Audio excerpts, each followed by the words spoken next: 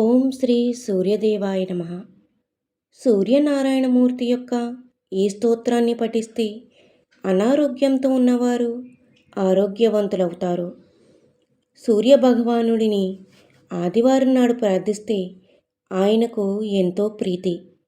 అందుకని ఆదివారం నాడు ఈ సూర్య ఆరోగ్య స్తోత్రాన్ని పఠిస్తే స్వామి సంతుష్టులవుతారు. ప్రతినిత్యము ఈ స్తోత్రాన్ని పారాయణం చేసిన వారికి గ్రహపీడలన్నీ తొలగిపోవును. అయితే ఈ స్తోత్రాన్ని పారాయణం చేసేటప్పుడు మద్యము, మాంసము, నూనె, స్త్రీ సాంగత్యము మున్నగు వానిని విడిచి ఒక్కపూట భోజనం చేయుట మిక్కిలి లాభకరము. అన్ని కష్టములు తొలగిపోవును, సంపదలు కలుగును. నా వీడియోకి ఒక లైక్ చేసి నా ఛానల్ని సబ్స్క్రైబ్ చేసుకోండి. నా ఛానల్ గ్రోత్కి సపోర్ట్ చేయండి.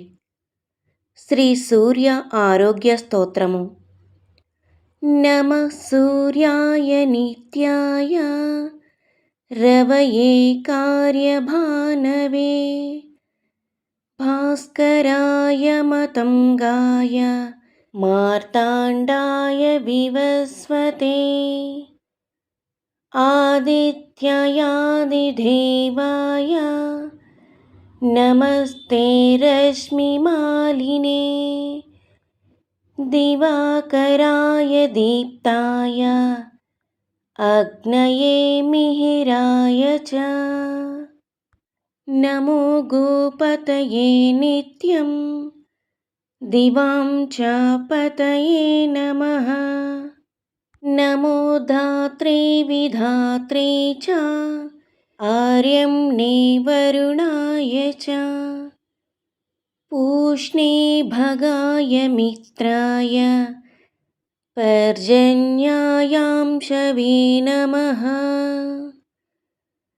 నమో హితకృతే నిత్యం ధర్మాయ తపనాయ చ హరయే హరితశ్వాయ విశ్వస్య పతయే నమః విష్ణవే బ్రాహ్మణే నిత్యం త్రయంబయాయ తతాత్మనే నమస్తే సప్తలోకేశ నమస్తే సప్తసప్తయే ఏకస్మై నమస్తుభ్యః మీకచక్రరథాయ చ జ్యోతిషాం పతయే నిత్యం సర్వప్రాణభృతే నమః హితాయ సర్వభూతానాం శివాయార్తిహరాయ చ నమః పద్మప్రబోధాయ నమో వేదాదిమూర్తయే కాధిజాయ నమస్తుభ్యం నమస్తారాసుతాయ